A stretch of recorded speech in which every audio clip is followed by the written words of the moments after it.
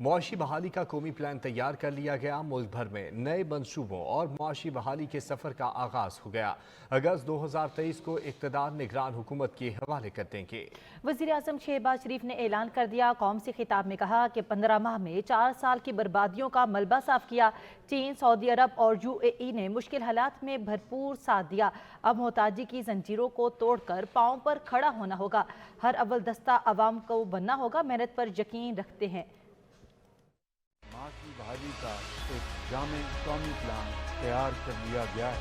Special investment facilitation council تشکیل دے دی گئی ہے، جس نے اپنا کام زور شور سے شروع کر دیا ہے۔ ملک کی بھلائی، آپ کی خیرخواہی اور خدمت کی مقدس امانت اگست 2023 کو ہم نگراں حکومت کے سپرد کر دیں گے۔ 15 ماہ میں ہم نے 4 سال کی بربادیوں کا حتی المقدور ملبہ صاف کیا۔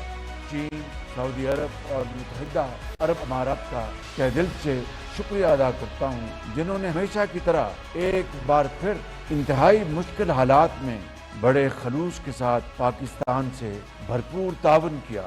اب وقت آ گیا ہے کہ ہمیں اپنے پیروں پر کھڑا ہونا ہے، مسلسل محنت کی راہ اپنائیں، محتاجی کی زنجیریں توڑ دیں، اپنے پیروں پر کھڑے ہو جائیں، جس کا ہر اول دستہ آپ کو بننا ہوگا۔